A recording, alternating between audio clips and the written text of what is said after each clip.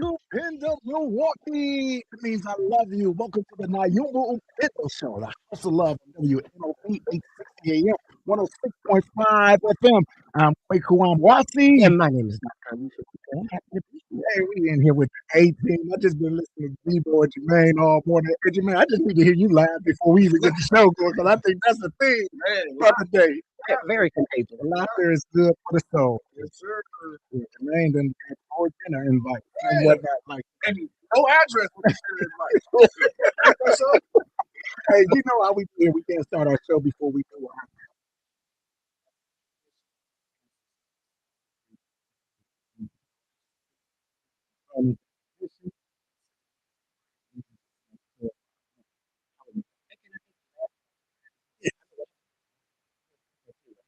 So I pulled up and I was sitting in the car. Miss Carolyn, being so sweet, was gonna open the door for me. I rolled it down. I said, "I'm not ready to come in yet. And Mama's on the line about to do the prayer." So she said, "Okay, okay, my fault." She understands what we do before we start the show. Yeah, no, it's important that we get that prayer out. And it's like we always talk about, like, when we do the show, who is the show in the midst of? Yeah.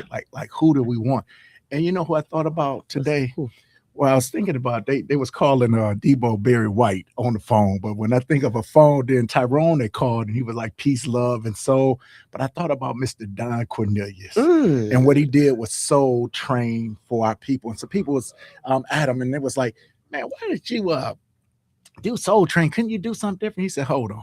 He said, some black people come at me like that. He said, but I'm not even going to get on them because I don't argue with black people. He said, because they my people, even if they might be a little disencouraging. So he said, I ain't going to get them because I know they heart in the right place, but they've been, kind of compromised by some other propaganda in the media. He said, but let me tell you, when we can bring you entertainment and love, that's what I was supposed to do. And I know in the midst of everything that's going on with WNOV and whatnot, like I remember when Soul Train went off there, you know how that hurt. It's like, man, you looking for the longest, running in.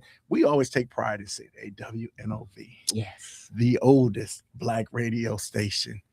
And it's kind of nostalgic because he said, man, we only gonna be able to get to say that one more time after the day. So when you do that, you still take it with pride. But I know I was talking about, hey man, so what we had designed, we can't do those shows. right. So you had in mind a show for the people. Well, here's the deal. Man, we got a caller already, huh? Can I finish? Yeah, finish okay. it. I was gonna say, wow, that was quick. But no, all I was gonna say is that we had talked about possibly doing something about the holidays coming up. We got Christmas tomorrow, we've got Kwanzaa coming up. So we had talked about doing that. And then I thought about it. I had an opportunity to listen to the show the day after we did our show last week. Wednesday is when we found out about the station being sold. And so we didn't really get a chance to really talk about it. And I think about us being the show that's talking about mental wellness, right? And so when I listened to the show the next day, I mean, I heard the anxiety, I heard the pain. I mean, I heard people, the frustration, the anger. I mean, somebody was actually in tears calling. Yeah. So I'm thinking to myself, you know what? It's hard to move on with that when we have not addressed us, that we got a chance, because we literally just got off of the air and then found out, right? Yeah. So I felt like we need to, as the show that not only talks about mental wellness, we talk about how we can help folks facilitate that, how we help people acknowledge what that is, put a name to what that is. Yes. And then we also, sometimes we always end with some type of a strategy. So I thought, why would we not begin to talk about what has happened and really begin to think about when we talk about this change that's happening, how people normalize like that resistance to change. We want to just like be real about it. We want to acknowledge it. We want people to be able to talk about it. We also want to be able to, like I said, at the end, give strategy, but we want to put some names to this. So if there's any audience members that are out there that still have things that, I know one thing Michelle said, I forgot about this. She said, we just need time. Yeah. So it's been a whole week. So if somebody's like, why are you bringing this back up? You got to continue to talk about these things. You got to really be able to work these things out. You can't heal what you won't reveal. Okay, now that's it. So if you are on the line and you're listening in and you got questions or you got comments, feel free to make sure you call in at 414-444-5250. And with that said, I believe we already have somebody to call in. And so, caller, do you have a question or a comment? Yes, I have a comment. Hi, this is Angela. Hey, Miss Angela. It's so good to see you at Thrive on King. It was good to put that face to the name. Right up for all day with us. Mm-hmm. So, but anyway, my comment is to Mr. Rylock. So let me see. Did I hear myself right? Because I know my ears is clean. You got 4 Them invitations where you will not be accepting any of them. If you ain't putting no chair up under my table, I feel for them other four ladies. They won't be seeing you either. Oh, Lord have You mercy, understand? Jesus. Here's If number I five. read this up, I would just make it. I'm just saying a having number. slow. Actually, I got 6 that invitations. ain't even happening. So ain't no more invitations coming out to Mr. Ryder because he's not accepting the first 4. Oh, hey, so let that be known, Jermaine. Right? Period. Exactly. Period. His time is already covered. Hold on, for tomorrow. Angela, Yeah. the crickets are smoking. You sound like Bonquisha. Just pull up Bonquisha. With a Q. Right. You know the business.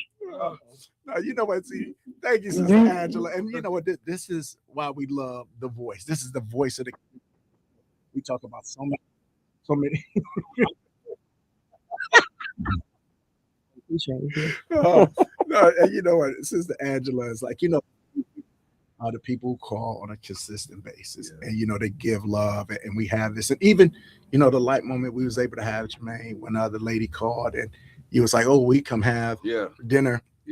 With your grandson, but her grandson was deceased, and so it was like, how do we deal with that in real time? Because it's a pain, but it's also a love, and how we were able to work through that in real time. I was just like, you and Keith, man, y'all was just masterful in showing compassion and love to be able to get through it, but then to still try to say, okay, well, how do we move back to where we was at in that kind of light spirit? But I think, Dr. Moutry, this goes into what you were saying. This is why people look forward to the voice, because it's a voice like no other voice in Milwaukee. And so people are worried, is it going to be gone? So kind of set up the base for how you were talking about. I think what I would love to do is just to talk about, like, one thing that Mom said. She was just like, are you guys sure you want to go back? That was last week. Are you sure you want to go back? And so a lot of times what people do, they go through something for a week and then you think you're supposed to be healed from it and you think it's okay. And I said, no, it's very appropriate. I said, because when these type of changes happen, they linger. And so just thinking about us today, we talked about, hey, we sometimes we try to dress alike, or we match or something like that. We try to coordinate just a little bit. So today he was just like, you want to wear this? You want to wear some holiday stuff? And I said, you know what? We should wear our WNOV jackets, because we don't know, will the logo change? We didn't know. So again, that happened last week, but things still kind of come up where it really brings it to the forefront. Just like that last piece of popcorn where you just know it's about to leave and you about to do it. Caller, you're on Nyumba Upendo. You got a comment or a question? Yes, sir. Thank you for taking my call, brother. What's going on, Christopher? Assalamu alaikum. Wa alaikum salam, sir. I would hate. I shouldn't be carrying on, but what I wanted to make sure that it is clear is that no one, especially myself, is not rooting for the change of any of the personalities that exist on our last vestige of Black defense with regard to our ability to express ourselves vocally with our opinions or whatnot. So I'm definitely saying that with regard to, I have no idea again what is going on, but it definitely has never been a thought in my mind that, even though it was abruptly announced, because I had no idea that these things were taking place until it was announced. And the way that I responded was when Mr. Parrish started speaking about it. Because I'm like, WNOV tight, we good. I go to work. If I don't listen to WNOV, I can come back like a week or two, maybe a month or something like that, and then I can get caught up. You know what I mean? I don't got to be all the way tuned in all the time. That's my bad. You know what I mean? But I'm definitely never the one that will ever be, even in some form or another. Because if you think the thought as the Bible, when Jesus came after Moses, Jesus said of Moses that Moses corrected the sin, with the physical thing. But Jesus said he came to rebuke or correct the very thought. So that is how you get into the inner person, the inner thinking, or the inner personality of a human being. You have to go into their thoughts. And I think you guys are psychologists or psychiatrists or something like that. So that's part of your specialty. And with regard to chemistry, we look at things on a molecular level to understand them better. So never. And for me, I don't. I'll listen until things change. But if I turn on the radio and I hear Elvis, I ain't never gonna tune in ever again. I feel you with that because, like when it comes to never again. Thank you for taking my call. we appreciate your call. You know, I was on 1290 as a guest. I used to be on Earl Ingram's show every third week talking about psychology. You know, and I'm gonna say this, and we're gonna get to the caller. But I was on that show, and I didn't. When he talk about abrupt, I didn't know that was going to be the last time. I would come on through Children's Hospital and Blacksmith as a free thing to the community, and I remember I enjoyed being on 1290, being able to bring this information to the community. And when it just went off and he talked about playing Elvis, it was like such a hurt because not only was it a voice that was gone, but it was such an opposite direction. I know one of the things you said, we kind of play the game where we wait and we see before we judge, before we make final things. And just the fact that we have a person like Dr. Baker coming in, somebody who you know is real to the community, is real to the culture, even outside of Milwaukee on a national level, you have more confidence. But it's a Wayne C game. Caller, I know we got you on, Wayne. We're going to bring you on Nyumba Upendo. You have a comment or a question? Yeah, my question is simply, how much do we know about the new ownership of the station? Yeah, that's a good question. And so we know that they have multiple radio stations throughout Wisconsin and throughout the United States. We know that they are white owned. We know that their whole concept is to be about how do we spread democracy. In the radio stations that they have taken over, some they have done exactly the same because they don't know anything about those areas. So just kind of like they let it stay as status quo as is. But we also know that when you have different owners, you have different sponsorship, different things come with that. I know one thing that's true, and I can say this about all of the people that work here. I know that they're people of integrity, and sort of like what Christopher was just talking about before. As long as we're on the direction that we're on, I don't think there'd be any problem. But I think when it starts to become different mandates or things to say or to do something that goes contrary to what we know we do as a people, what we've done traditionally on this station, I think that's when we have to make the different changes. But I think right now, at least for me, my whole mindset is we've been given certain guarantees, certain things that will remain the same, certain things that they want. And so we're going to have to go with it as it is. But Dr. Moutry, go ahead. How much will we pay attention to what we can do to broaden the station's everything from management to advertising to participation by the community in the station? Oh, I love that. Hey, I want you to hold on. I mean, I want you, we're going to answer that offline, but I want you to listen because that's everything that Dr. Moutry has prepared for today. Is like, how do we deal with this from the grievance standpoint? How do we talk about what are the things that we can take control? I'm not much in grieving. I'm from the business development and economic development community. Change takes place, period. It does. I'm old enough to have gone back to before the station started, working with the original owner, Gerald Jones, and starting a newspaper and then the station. Right. So change is inevitable. The question is, what are we going to do to improve what it is we say we want? Absolutely. And we're happy that what are we going to do? Not what are they going to do? What are we going to do? And that's all inside of the program for the day. So keep listening. That's a great question because we talk about it from a grieving standpoint, but then we look at it from a capitalistic standpoint, which is both of the things that we deal with.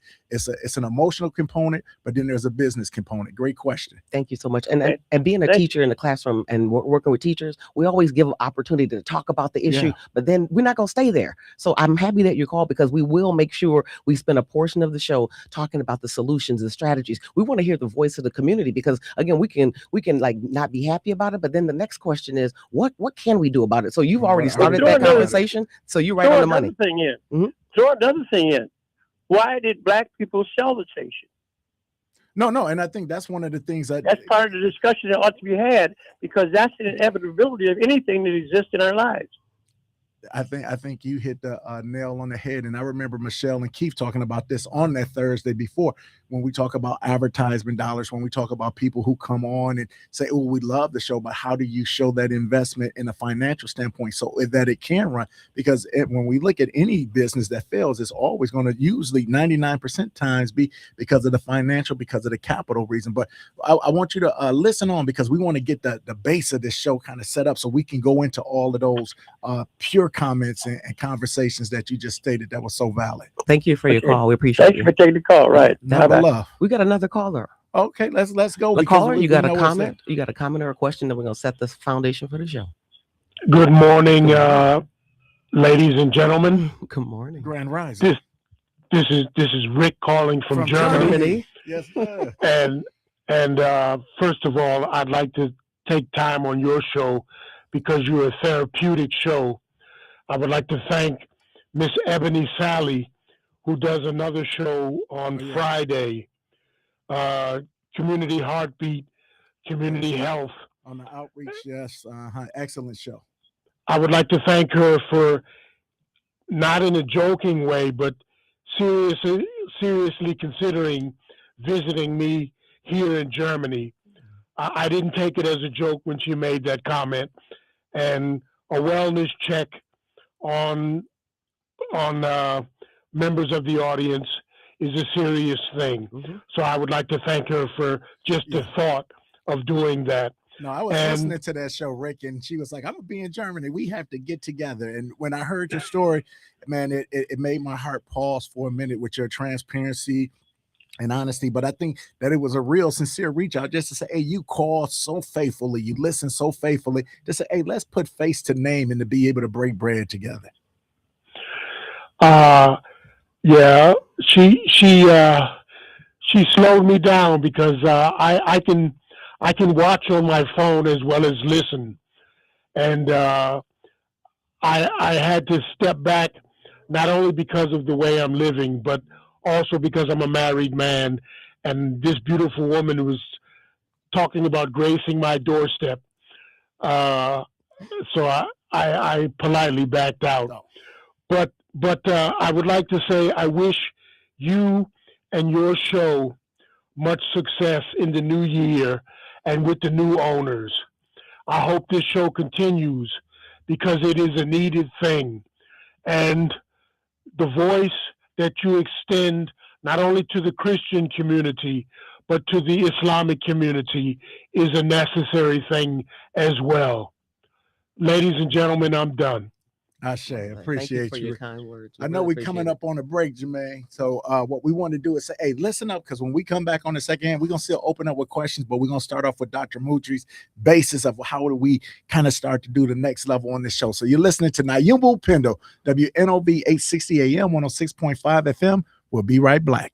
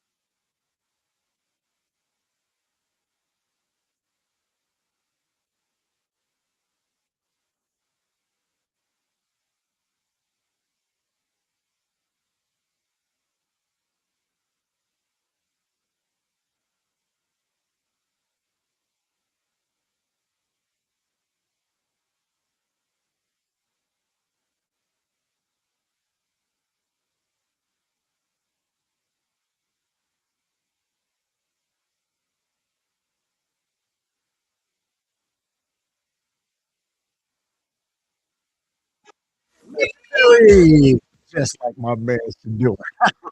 Hey, welcome back to the night. Nyumba Upendo. You're listening to WNOV 860 and 106.5. My name is Kweku Dr.Alisia Moutry. Yes, and we are back. We are back. Yeah, and you know what? I think it's very important that we address something in the room because obviously, like when a sore is healing, it seems like the scalp is on, you pick it and then it comes back out. And so sometimes you got to leave the scalp alone so it can just heal, because that's the beautiful thing about organisms, where you say if you don't mess with it, it will heal. Yeah. And you just got to let it be. But also sometimes you got to put a little something on. You got to take care of it. You got to put a Band-Aid, or you got to put the ointment so it can heal, but it's also some outside remedy. So as we kind of talk about like the hard part of the station, we want to transfer though, like not only why it's hard, but the beautiful things that comes from it. Right. And so we wanted to just have that first part, just to have a couple of callers, not again to reopen the wound, but we really just want to be real about, you can't heal what you can't reveal, right? So we wanted folks to get an opportunity to do that, but we don't just stay there. Now we're beginning to talk about, like, as we can tell from the callers, that people are still grieving. So we want to really dig into like those stages of grief. We want to talk a little bit about why people resist change, because change is coming. So we need to understand why we're resisting it. And then we want to, like we said, really dig into like, what do we do next? Right. Yeah, because we're creatures of habit. So anything that comes and it changes. I mean, even think about what we're about to do for the New Year's. Everybody's going to set a New Year's resolution by the 8th, and that's really a real conservative day. Everybody New Year's resolutions always fail. Yeah. Because it's some things you want to do, but when you're used to doing something, you just continue to do the same thing. So now when you're forced to have to change, guess what? That's when we find out how adaptable, how flexible, how resilient, how pliable we are. And you say, I didn't think I could overcome this, but you know what? Hey, this might even be something better than what I thought. It had more usefulness than what I needed. And it's so ironic. I was telling my twins, they were at a school and a horrific accident happened there. So we had to move them right away.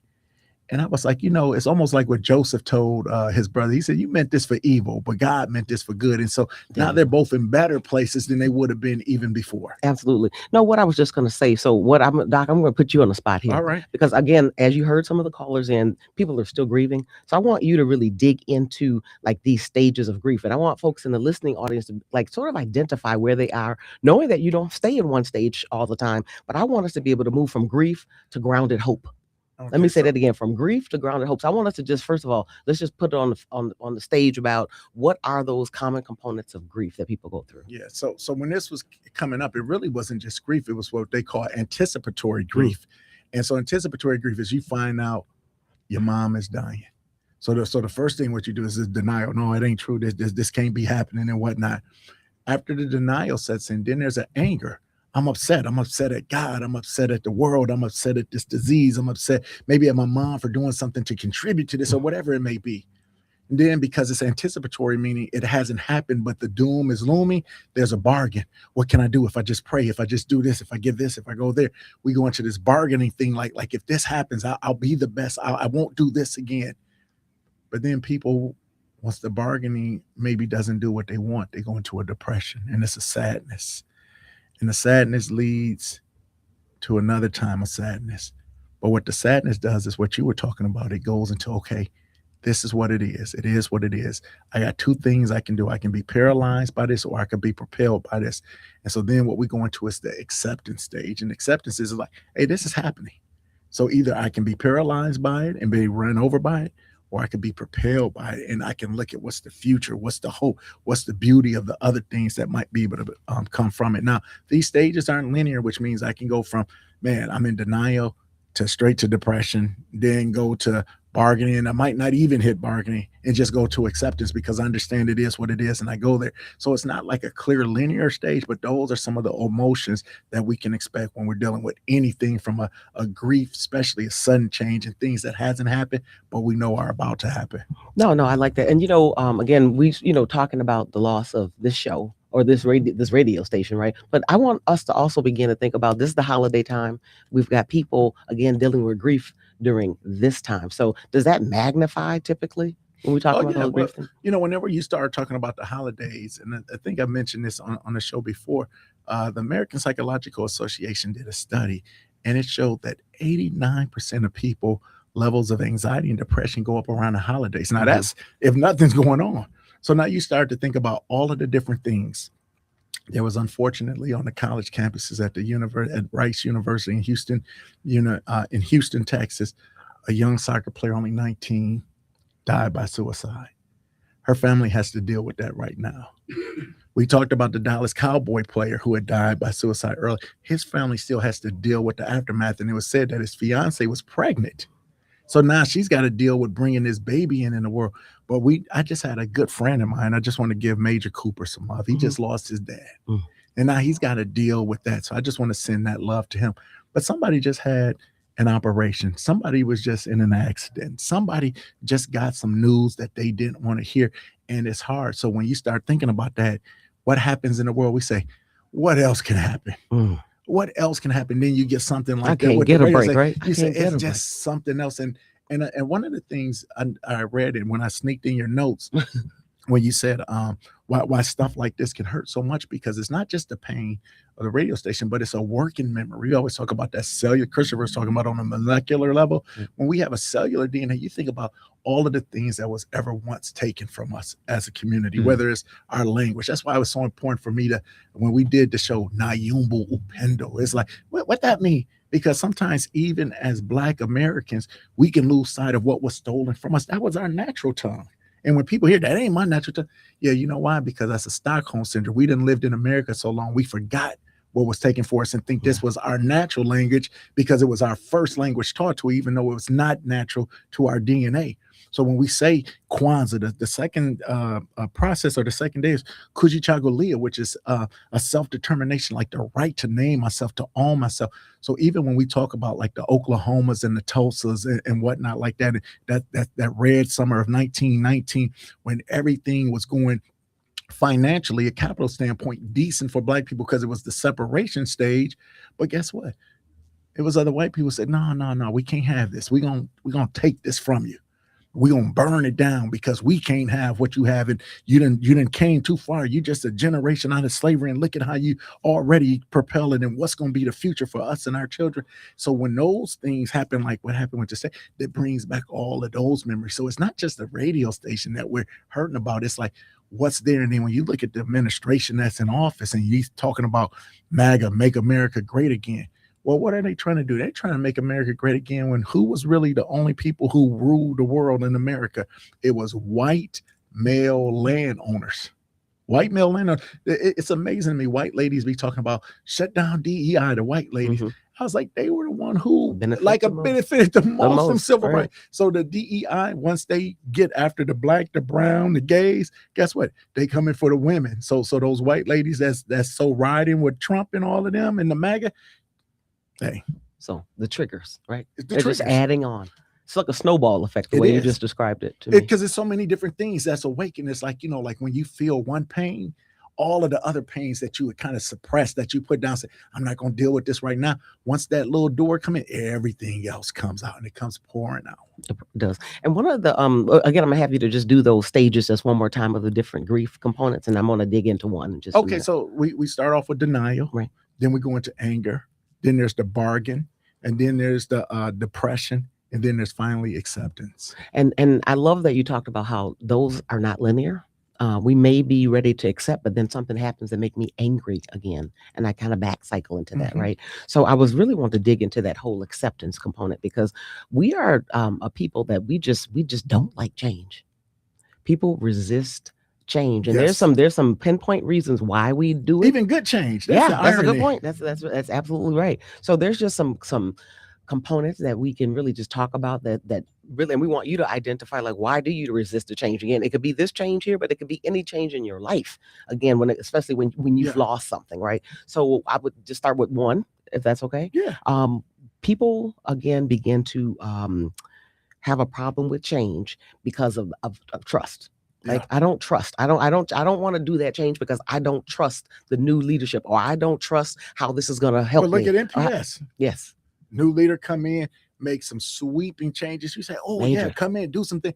But sometimes you can make changes so quick because you don't know all of the systems, and you done made something just like when Trump and them came in cutting out stuff, and they was like, oh, we cut this out too. So it's like when you need change also has to be kind of slow. So you learn the system. Or unless you're just doing a cool where you like, we don't want the old system. We're not even trying. But for people who say, no, we kind of want this system like with NPS, you say, okay, but are you making it better? Well, okay, so we got trust, right? Another reason that folks resist change has to do with loss. Like I'm thinking I may not have this show, or I lost my, going back to the school. I've been in that classroom, in that same exact room 117 for the last 25 years. So we get a new principal and they're talking about the possibility of, I had this room. I've been over that PTA committee for the last 20 years, and people resist because I'm losing something that I really value. Yeah. So I don't know. Any thoughts about that one? No, I think that's the biggest thing, because it's like one of the things where you said it's a trust. If I don't trust you, then I don't know. But then when you come in, the changes are so sweeping, so quick, I'm a little confused. And the one thing that I know what most people, what we need stability. That's why change hurts us, because you want the status quo. When you're going down the street and you driving, you know that route. So when there's some construction, what's the first thing? Oh, frustration. I got to learn a different route. This is an inconvenience. This is a difficulty. Now it's going to take me this much out of my way. Now it's going to take me down a dangerous road that I didn't want to go before, where at first I had a straight shot. So anything that creates that level of change, it creates anxiety, because what do we like? We like schedule. We like regularity. Jermaine know what time the Packers going to play on Sunday. Is either at 12 o'clock or at 3 o'clock. It's just like, that, unless it's a Sunday night game or Monday night game, which is a little special. But we also know every time that's going to happen. That's why we say February, April, August, November. We know those are the votings, that first Tuesday. It's certain things that we have scheduled in our plan. So when things take us out of that, it's just uncomfortable until what? We adapt and we learn, okay, like this is not how it was, but this is the new way.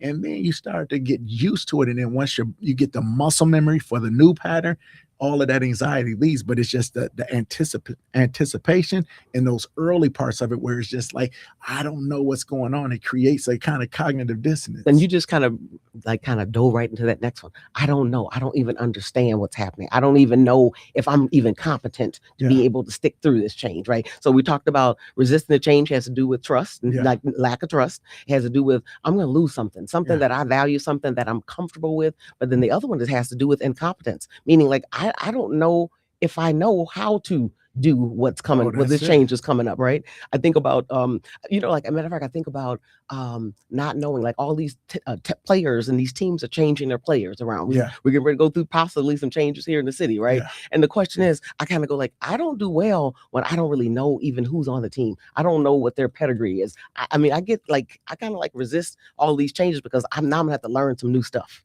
Yeah, well, I think, and Jermaine, you might be able to amen. That's the whole sports game. I remember growing up, man, we had Sidney Moncrief, we had Paul Presley, we had Marcus Johnson, we had Harry Catchings, we had Bill Lanier. I can still name you all the Bucks team. I can still name you all the Brewers teams. I can still name you all of the Packers team. But now with free agency, with people moving and whatnot, they say people just cheering for laundry because you don't even have a chance to grow up. Like growing up, you could see Sidney Moncrief, you could see Junior Bridgman at the camps. It's like these people you could run into and you just saw them. I remember seeing Robin Yount, Paul Molitor, Ben Ogilvy come down to Carver Park. And it's like, so we had a consistency with the players. It wasn't just the players, but it was like you knew them. You got to grow with them. You got to see when Robin Yount got his 3,000 hit with the Brewers and they were all with the Brewers, you could take some pride in it. So it's about some things about growing together. Think about when you were at work and you grow up and you say, man, I remember when your son was just such and such, and now seeing them graduate middle school, high school, college, going off, being grown, having children. It's that level of consistency. And when any of that is taken away, it always throws us back. Yeah, it also just made me think about, again, I have a girlfriend that just recently lost a husband. And so I'm going back to that, like resisting the change, that incompetence, not knowing how things are coming up. Like he had 50,000 remotes on the TV. And she's like, I don't even know how to turn the TV. I don't know how to do this. Or now it's time for snow shoveling. And I don't do that. I don't know how to do it. So again, you sort of resist things sometimes when you don't feel competent. Like I don't know what to do. That doesn't make someone feel well. Yeah. No, and I think that's the thing where you talk about is some changes that happen that you can't deal with. So whether you're talking about a death, you're talking about a divorce, you're talking about a sale that you have nothing to do with. And I think this is where a caller came in before. It's like, okay, all of these things is happening. What do I have control over? So the first thing I'm looking at is I'm going to learn these remotes. I'm going to learn how to turn this TV on. That one victory, now it propels me to other victories because it tells me the thing that was once an unknown, now it's a known. Not only is it a known, it's a friendly and it's a confidence builder. If I can learn this, what else can I learn? What else can I do? Those things, and it pushes you and stretches you in a completely different way. You know, we laugh about that, but we talk about our own mother. And when our stepdad died, he did so much around she didn't. And I'm looking at how handy she done got around the house doing the stuff that she didn't have to do before that she has. But also it opens up your resources. Say, okay, I can't do this beyond, but who else can I do? But it again goes to like just this whole level of self-efficacy. I can figure this out. And I think the whole thing is we have to look and say, what can I do for my situation to make me feel comfortable, to make me feel better? If I don't want something that I'm complaining about, what am I doing to make it better? Yeah. So moving from grief to grounded hope. And when you just made that comment, it made me personally think about something. I just got a new cell phone. And I'm gonna tell you, you talk about incompetence. I'm thinking, oh my goodness, like, why did I do this again? Because I don't know how to use a lot of the stuff. And now I'm starting to learn some of the stuff, right? And so I bet you there's a lot of people in the listening audience have had some change. You resisted it. Those things we talked about, from loss to distrust to not knowing and that knowledge of it, to saying, whoa, I didn't like it at first, but look at here. Now that I've embraced it, I've figured out what I have control over, what I don't have control over. And you got new features that you didn't have before, some stuff you couldn't do that you can now do. That's exactly right. Like, I'm excited about this video. Like, now I can take a video and I can actually see myself in the video. It's almost like a FaceTime, so I can talk and record. So again, it's one of those situations where I didn't care for this change, but wow, as I get through it and I begin to push through and understand. Make me buy no iPhone 17. You're not gonna make me buy that. I don't know. But again, it's just one of those things, is that once you embrace it and just say, okay, what do I have control over? You know, what do I have influence over? What don't I have control over? But I can just focus in on that center component. What do I have control over? Yeah. There just may be a rainbow on the other side of the rain. Yeah. And, you know, when I think about like, we talk about like the historical loss, I think about like when they understood what the church meant to the community. And then you would have like these segments of the KKK or some other domestic terrorist group come in and blow up the church. Say, y'all can't meet here. And then the people would find a way to meet in the people houses still. They would find a way to get into a community center. Sometimes they would have to sneak away. You watch movies like The Great Debaters, into these barns at night where they had to have these like small gatherings. But what it was is the people are always going to find a way to make a way. And the one thing that I'm absolutely confident about, the DNA that I hold and the people who listen to this radio station hold, is that we're a resilient people. And no matter what happens, we have the resolve, and we understand that united, I mean, the saying is there for a reason. The people united can never be defeated. So the key is, how do we stay united? How do we stay with one clear vision, one clear goal as far as what we want to do? Right. No, and that's exactly where we got to go today. Right. Yeah. And so I'm also thinking about when we begin to, again, accept the change that we have. I really want people to begin to think about, what were some of those big changes in your life that you didn't like it at first, but as you move forward and you look at it and you kind of go like, well, you know what, actually, that wasn't as bad as I thought. Or you can go even extreme and say, oh my goodness, now I'm so happy that I had the change because my life is actually easier. And I don't know what that may be for you. It could be the radio station. Mm-hmm. It could be, you know, something with your home life. It could be a marriage. It could be whatever it may be. But I just want people to just begin to think about, sometimes when you resist and you go ahead and begin to think about, okay, I have no control over the change that took place. What am I going to do with it? How might I benefit from it? It's amazing how that shifts. Let's go back before, because you said, I don't have no control. There's some things we had control over, but we didn't do what we were supposed to do. And that's why it got taken away. You know, I don't know if you ever watched them cars that get repoed and they be mad at the repo person. They be like, pay your bill. Pay your bill. This would have never happened. And so sometimes what we have to look at and say, what could I have done? So what, this is the thing we say, insanity is to do the same thing over and over and expect different results. So now when you get something that you want, you say, how do I mend against this? That's why in the sports world, we say there's no such things as losses if you can learn from them, because a loss becomes a lesson. Yes. And if you learn from that lesson and flip it, that lesson then becomes a blessing. So what once we thought was a loss actually is a positive, because it says it keeps me from losing in that way again, or keeps me from losing in a way that's even bigger. Now, I know we're coming up on a break, so we're going to have to go over to the next side, but we got a few more minutes on the other side of Nyumba Upendo, and you're listening to The House of Love on WNOV 860 AM, 106.5 FM.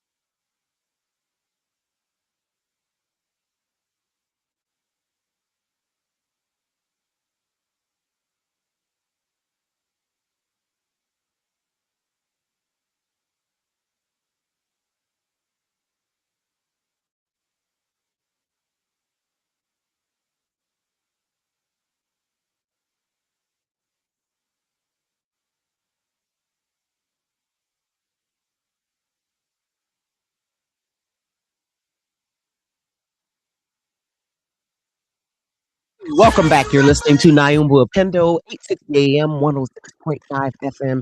And today we're talking a little bit about, again, what were some of the stages of grief? We've talked about how people resist change. Like it's just natural sometimes to resist change. And what we always do as a part of our show is we always end with some ways to jump into strategies. And so we've got our caller on the line. We got a couple callers. We're digging into the strategies component to say, here's where we are. How do we begin to make change? How do we begin to have strategies on how we're dealing with the grief, the loss, right? So we're going to have to let the callers know they only got a quick 60 seconds to be able to express a comment because we got to get on with the thing. All right, first caller, comment or question? Got you. My thing is that I hear you talking about change, and sometimes change is hard to embrace. Everything that's convenient, a lot of times is not good for the people. However, if you talk about change and embracing change, why haven't we embraced the change in the White House? Why haven't we grabbed that? Why are we constantly fighting that instead of getting to the table, working a deal out like Whitney Young and those guys did, and get something for the 20% of black vote that voted for that particular party?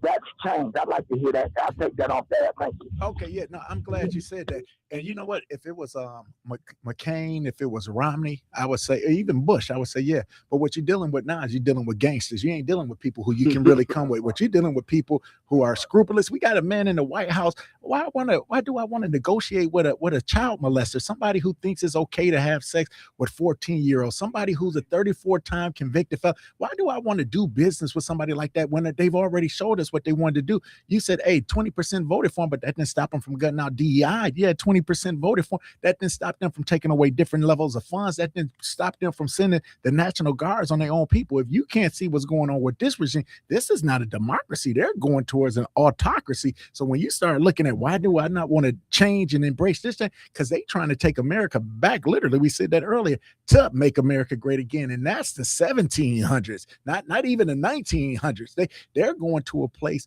that's not good for anybody except for the elite of the elite. Yeah, and then how they say make it great again. But when you look at the history for black folks, it was never great. Great for us. Never. And for a black man to call in and say, why not embrace this type of change is crazy to me. Not even a black man. I think a rational man that deals in the art of democracy. Exactly. Because if they were really legitimate and sincere in their concerns and saying, let's do this, you're gonna take away SNAP benefits, not just black mouths, but white mouths. Yeah, you're talking about children. The economy is great when we know where the economy is at. Why do I want to negotiate with a con man and a liar? I know where that leads me. So no, I'm not embracing that change. No, I'm with you as well. And in my world, my education world, a lot of times I do a lot of coaching with folks. Yeah. I'm not trying to coach somebody that's not coachable. I'm not wasting my time on that, right? So I need to talk to somebody that's ready for change, that really wants to be able to look and do some sit internal. Down for drinks with Puffy. See how far that gets. No, but I'm just saying that's how much sense that makes. If I know what you known for, and I'm gonna go into your wolves, that makes me vulnerable. That makes me not smart. So when you apply anything you allow, you promote. Yes. That's why sometimes silence is the real violence. Yeah. Right. And silence can actually mean consent. They just had a letter from Epstein out to Larry Nassar. And they try to say that it's fake. No, and because it's in a file, so you already know that it's been fed. But I'm saying, so you're talking about a person who's a known molester. And both of them died. And so when you start thinking about these things, you say, birds of a feather flock together. This who I want leading me? Yeah. Come on. Yeah. So let's talk about what can we do? So we're going back to the end. Again, we can complain all day, but the question is, what are we going to do? What are you willing to do? I don't want to hear it. Well, what are the actions? What are you willing to do? What are you willing to do? And so we just got a couple of thoughts that we want to put on the table. I would say one of the first ones that I'm going to bring on the table is just staying vocal.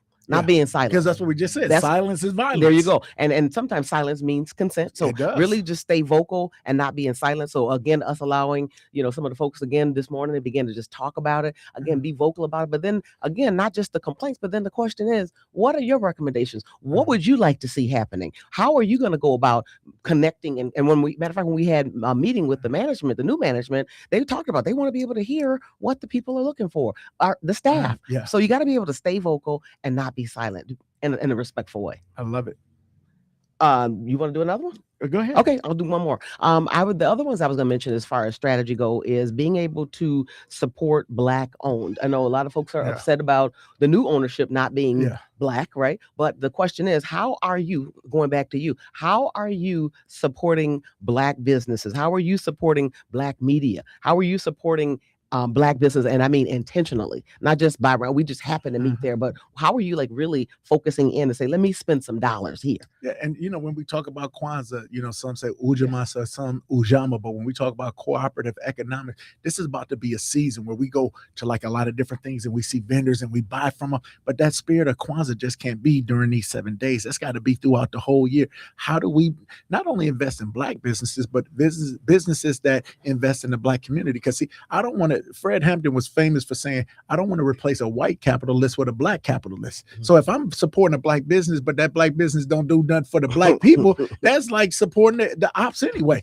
So I want to support the people who going to support and pour into our community. So when you start thinking about where your dollars go in a capitalistic system, that's where your power goes. Oh no, that's beautiful. And I'm backtracking one more time to the whole thing about being vocal. It made me think about how when I do a lot of school work with districts across the state and the country actually. And so when I go in and I begin to work with the states, I don't just go in and start making changes, but I want to hear from the people. Yeah. Right. So I actually go in and I talk with students. Yeah. I actually go in, I talk with teachers. Now they want me to talk to the district level folks. Nope. I want to go to the trenches. I want to go to the people. I want to go to the community of that school because I want to really know what's happening or what their desires are, what their wishes are. We got a caller? No, let the caller come on. Let Nyumba Upendo. Yes, let me turn my radio down. Hi, this is Angela. Hey, Angela. Hi. My question is now with the person that's in the presidency. So, I have an individual that talked to me, said that she believed in him because he was vocal, like, to speak his mind, like, she's vocal and she say what's on her mind and she believes in him. You know what I'm saying? So what do you think? I mean, with him doing all that, what he's doing in this out in the open for those that voted for him, do you think that they seeing? I know they seeing what he's doing ain't right, but I wonder if they gonna vote for him again. If these people that were so behind him, and it's hurting them just what is hurting those that did not vote for him. You know what I'm saying? And I love that call, Angela. I appreciate that. And this is the thing. I think that's what people loved about Trump is that he was so outspoken. The only thing, he was outspoken and he was not honest in his outspokenness. He said what he knew what the people said. If you remember back in the 1980s, he told Oprah, because he always voted Democrat. That's why he was with Bill and Hillary all the time. He said, if I ran, I would run as a Republican because the Republicans are dumb. They believe everything that's on Fox. And what did he do? He hijacked all the Fox people. He have all of these sycophants that's so happy to be in power that they'll do whatever that he said. So you say, yeah, he speaks his mind, which most politicians didn't. They would always speak a rhetoric where you didn't know what they were thinking. But now you saying you have a person who speaks his mind, but he's not really speaking his mind. He's speaking his mind in a manipulative manner. He's not really honest in his thing. And to your point, you can tell because the proof is in the pudding. All of his policies go against the very interests and the needs of the people who he say he's for. Now I'm looking at the time and I see our time is winding down. Goodness. We click it up. So Sister Angela, I want to thank you for calling. Your voice is so needed on this station all of the time. As we start to think about, we're about to kick it off to Brother Al Sharpton. I want everybody listening under the sound of our voice to know that we wish you a Merry Christmas, a Happy New Year, a Happy Kwanzaa, and we got one more show. We got one more show. All right, thank you. We're gonna make sure we end it right on WNOV. You're listening to Nyumba Upendo on WNOV 860 AM, 106.5 FM, Nyumba Upendo, Milwaukee.